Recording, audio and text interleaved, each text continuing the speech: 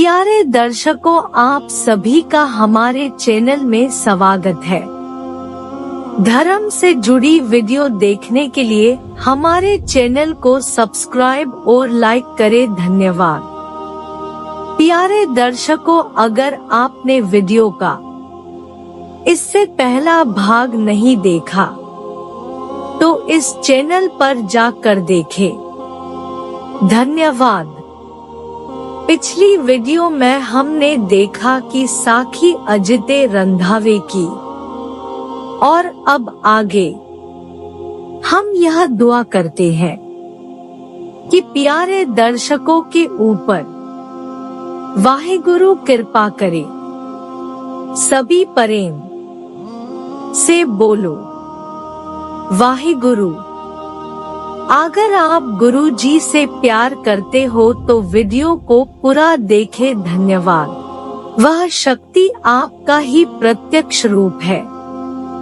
हे सर्वव्यापक, बिना आपकी सत्ता के यह जगत एक क्षण के लिए भी स्थिर नहीं रह सकता। हे देवन के देव परमात्मा, जितने भी देवता हैं, सभी आपके द्वार के द्वारपाल हैं। आप ही उन सब के भृपा है। हे कृपालु, मैं अधिक क्या कहूँ। हे ईश्वर, आप अजन्मे ही संसार की माया से आप दूर हो। आप अनादि अचिंत हो, अगाध हो, अनीह हो, अपार हो, अतीत हो, अभेद हो। हे परमात्मा, इस संसार में प्रत्येक जीव का एक ही आधार है, वह है आपका नाम, जो स्वरूप से हीन होकर भी स्वरूपवान है, जो हाथ पांव के बिना भी सभी काम करने में सामर्थ है, वही परमेश्वर है। यह मेरी भावना आपके प्रति सदैव बनी रहे। हे प्रभु, आप यह मुझको वर प्रदान कीजिए। मैं आपसे कभी भी विमुख न हो सकूं। प्रतिक्षण आपकी महिमा को गायन करता रहा करूं और श्वास श्वास आपका पवित्र नाम आनंद पूर्वक जपता रहूं। यह मेरी हार्दिक अभिलाषा है। आप इसको पूर्ण करो। श्री गुरु जी महाराज ने प्रार्थना की आड़ में जब इस पवित्र उपदेश को कथन किया, तब श्री अंगद देव जी ने गुरु के चरण कमलों पर अत्यंत श्रद्धा से प्रणाम किया तथा कहा, हे गुरुदेव, जो परमेश्वर के प्यारे एक पहर भी उसका स्मरण करते हैं, वे धन्य हैं, तथा जिनके मन में निरंतर चाहे गुरु का निवास होता है, उनकी महिमा कौन कह सकता है। उसके चरणों पर मेरी कोटि नमस्कार है। गुरु जी ने कहा, हे प्यारे पुत्र अंगद, हमने तुम्हारे सिर पर हाथ रखा है। बेटा, तुम भी उस परमात्मा की स्तुति करो। तब अंगद देव जी ने कहा, हे महाराज, जिसके सिर पर आपका पवित्र हाथ हो वह जीव तो जीवन मुक्त हो जाता है। जो महापुरुष परमात्मा के नाम निसिदिन रंगे हुए हैं, जिनका खान पान तथा अन्य क्रियावें सभी उसी को अर्पण है, जो यह जानते हैं कि सभी कुछ करने तथा कराने वाला वाहिगुरु ही है। उसकी आज्ञा के बगैर जो कुछ भी कार्य नहीं मानते वह महापुरुष धन्य है। उसकी भी जिस पर कृपा होती है, वे भी इस संसार को अनायास ही तर जाते हैं। संसार में रहते हुए भी संसार से बाहर रहते हैं। जैसे कमल का पुष्प पानी में सदैव रहता हुआ भी पानी की लाग से दूर है, जल का अंश उस पर अपना प्रभाव नहीं रख सकता, वे महापुरुष निर्लेप होते हैं। वैसे तो खान पानादिक समस्त क्रिया थे उसका भी साधारण पुरुषों की भांति ही होती है। परंतु उनके मनोरथ साधारण नहीं होते, उनमें असाधारणता पाई जाती है।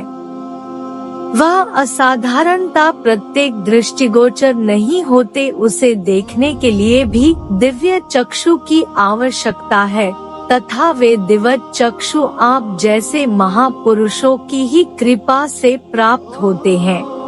हे गुरुदेव, परमात्मा के गुणानुवाद गायन करने तथा आपके गुणानुवाद गायन करने की एक ही बात है, क्योंकि आप में और परमेश्वर में कोई भेद नहीं है। यह ईश्वर नानक है तथा नानक ही ईश्वर है।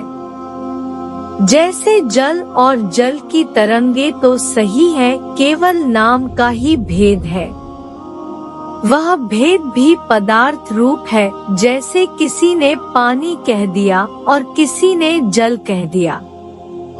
वास्तव में वस्तु एक ही है, ऐसे ही नानक देव तथा वाहिगुरु पदार्थ में एक ही है, केवल नाम में भेद दृष्टि गोचर होता है। यह भेद भी दृष्टि का विकार है। जिसकी दृष्टि विकार शून्य है, उनको यह भेद भी नजर नहीं आता। जैसे पीत वर्ण के चश्मा लगाने से वस्तु पीत वर्ण की नजर आती है, यथार्थ में वह वस्तु पीत वर्ण की नहीं होती। जब चश्मा उतारा जाए तब वे वस्तु पीत वर्ण की नहीं होती। उसी प्रकार जब तक भेद दृष्टि इस जीव की होती है, तब तक ही इसे नानक और निरंकार में भेद नजर आता है। जब भेद दृष्टि दूर हो जाती है, तब उसे नानक और निरंकार एक ही नजर आते हैं। हे गुरुदेव, आप धन्य है। हे महाराज, जिन पर ईश्वर की अपार कृपा होती है, उनको ही आप जैसे सवई गुरु प्राप्त होते हैं। फिर उस जीव को स्वयं ही सभी कुछ प्राप्त हो जाता है। वही पुरुष गुरु वाणी से प्रेम करता है और प्रातः काल निद्रा आलस्य को त्याग कर परमेश्वर से प्रेम करता है और प्रभु चिंतन करता है। गुरुदेव, मैं अधिक क्या कहूँ, अधिक कथन से दृष्टा पाई जाती है। हे प्रभु, आपकी अपूर्व कृपा मुझ दास पर सदैव काल इसी प्रकार बनी रहे। एक दिन प्रातः काल श्री गुरु नानक देव जी तथा अंगद देव जी रावी में स्नान करने गए। शीत बहुत पड़ रही थी। रावी के ठंडे जल में जब गोता लगाया, तब अंगद देव जी को अत्यंत सर्दी लगी, जिससे वह अचेत हो गए। उधर श्री गुरु नानक देव जी महाराज स्नान कर केरावी के जल में ही खड़े होकर ध्यान में मगन हो गए। जब श्री गुरु जी बाहर आए तब अंगद जी को अचेत पाया। फिर गुरु जी ने अपना दक्षिण चरण अंगद देव जी के शरीर को लगाकर कहा, हे बेटा, चेतना प्राप्त करो, उठो, अब लौटना है। हे पुत्र, मैं जो कुछ भी कर रहा हूँ वह सभी कुछ तुम्हारे लिए ही कर रहा हूँ। जो भंडार मैं तुझको दूंगा वह भंडार तेरे से सभी संगत प्राप्त करेगी। उठो, जल्दी करो। यह सुनकर श्री अंगद देव जी तुरंत चेतना में आ गए। समाप्त। इससे आगे अगली वीडियो में देखे। धन्यवाद। अगला भाग देखने के लिए चैनल को सब्सक्राइब करें।